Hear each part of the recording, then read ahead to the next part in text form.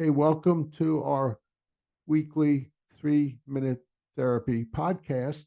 I'm Dr. Michael Edelstein, a clinical psychologist, and I'm here as usual with my co-host, Mick Berry, and we discuss subjects related to REBT, Rational Emotive Behavior Therapy. Mick, do you want to describe rational emotive behavior therapy since I usually do?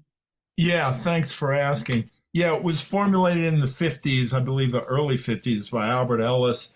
And the idea is that it isn't just randomly that we have feelings, but our thoughts are connected to our feelings. And even more importantly, the things that we experience and whatever may happen to us, whatever we engage in, whatever we may do, the results of our efforts are not what determine our feelings, but it's the way that we think about our circumstances and our endeavors that causes us to feel the way we do. And so Albert Ellis started realizing, well, if we want to get rid of self-defeating feelings like anxiety, depression, anger, rage, then we can change our thinking so that we feel better and then are more able to live our life in a productive and happy way. Yeah, very good. And if you listen to people speak, they usually don't seem to understand that concept. And they will often say, I'm stressed because, and then they'll discuss a situation. I'm stressed because I just got fired. I'm stressed because I had an argument with my wife. I'm stressed because I have COVID, etc. But as Mick is saying, that's not the way it works. You're stressed because of what you're telling yourself about these events, not directly caused by the events. Yeah, Mick?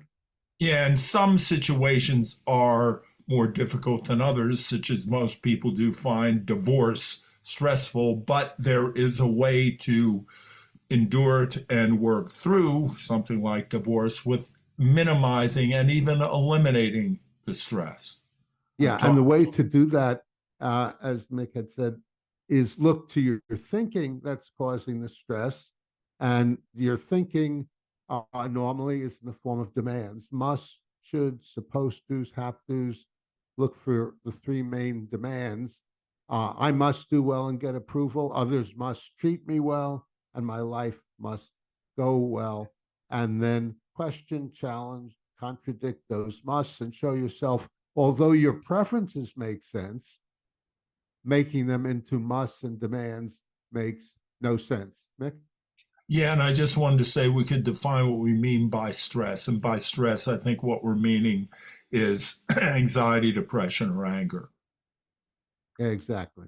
Because if you're getting divorced and you were counting on staying happily married, it makes sense to be sad about that. We're not talking about sadness or grief if somebody dies. We're talking about the emotions we have that prohibit us from moving forward in our goals. Yep, yep. Good. Thanks for that addition. Today, we're going to be discussing the concept of deserving, which people often bring up either in a positive or a negative way. I deserve something better because I'm such a hard worker, or I deserve to be treated better because I'm such a good spouse. Uh, so those are ways people use deserving. I was in a therapy supervision group yesterday, and they used it in a negative way. I deserve to be punished because I do poorly. So, so the definition of deserve is to do something or have qualities worthy of a reward. So normally people use it in a positive way. And I think behind the idea of deserving is one of those shoulds or musts, demands we were pointing to. I must be treated better. I deserve it. Or I must have a reward because I've earned it. But as Mick was saying, and we were saying, there's no reason anything must happen if it's not happening. If it's not happening, then all the antecedent conditions for it to happen is not in effect. So it's not going to happen. Demanding that it must happen, that you deserve something you're not getting, does it not work? Nick? And also, we do not advocate lying down and playing dead and just giving up if you've got a goal that isn't being achieved. The thing is, if we start to get depressed that things aren't working out the way we want them to, or if we're angry about it, this isn't working out, it ought to work out, we then prohibit ourselves from looking at what we can do to increase our chances to have it work out. So demanding that things go our way, saying I deserve something, it must work out, actually hinders us. Whereas if we're able to say, well, this isn't going the way I want it to yet, what can I do? What can I do? Yep. Underlying the idea of deserving, as Mick is pointing out, is a preference. You would like something to happen.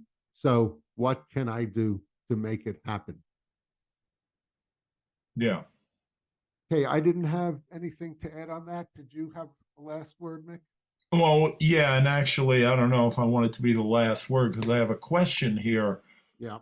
and that is, I had somebody once tell me, well, you don't get what you deserve, you get what you accept, but I don't think that's really true either because if I am, let's say, trying to be a basketball player in the NBA and I try out for a team and I don't make the team and I don't accept that I don't make the team, I'm going to try out for another team and I'm not going to accept anything except getting on the team. But if I'm not good enough, I still might not make the team, no matter how much I don't accept not making it on the team. So the only thing I can think of is you get what you get. You don't get what you accept. You don't get what you deserve. You end up getting what you get. You can strive to get something, but ultimately, all you can do is try and keep trying and adjust your approach, and you end up getting what you get. Yeah. And also, since you're mentioning acceptance, uh, part of not disturbing yourself of getting what you get, whether you like it or not, is unconditional acceptance, accepting yourself, accepting others, and accepting your life as the imperfect person you are, other people are, and life is. So the more you accept things, the more clear-headed you'll tend to be to then go ahead and try to change it. And that doesn't mean settling for not achieving what you want to achieve. If I have a good friend who wanted to become pregnant, and she and her husband kept trying for pregnancy, and it just wasn't working out. But they didn't just settle for, oh well, we're not going to try to produce a pregnancy here. They kept at it, and she did tell me it was very much easier once she accepted, wow, I don't know what to do here, we're seeing doctors, but once she accepted, well, there's no reason it shouldn't be this difficult, it was much easier to continue, and they ended up having a pregnancy. Yeah. And if you don't get what you think you deserve, you could go for second best. So if a woman wants to get pregnant and she's tried and failed, then second best could be surrogacy or adopting a child or probably other options as well. Yeah. So don't make the perfect be the enemy of the good. There's always second best. Yeah, and it's also, Michael, what do you think about this? If you're trying to achieve something and it's very hard to achieve your goal, all you can do is continue to try and use your head as much as you can to try several different angles and several different approaches. And if you don't want to give up, you can continue to try as long as you want to try. You That's have right. anything to add to that? What's that? Do you have anything to add Oh, to oh that? yes. Yes, I do. And you could also accept the fact that you've tried as much as you care to try, and that you'd rather point your efforts on some other projects and go on to something else. So that's another option. Well, and I just find personally there are lots of things I've been trying to achieve my whole life, and I'm not giving up on them. So I don't like the idea of stopping something. I want to continue to strive for something and never stop. And one of two things is going to happen: I'm going to get what I want, or I'm going to die trying. Okay, that's very admirable. I like that. Yeah. Right. Okay, I think we're ready to conclude here. And I wanted to thank Chris Rossini, our tech engineer. Thanks, Mick, for joining me on our performances.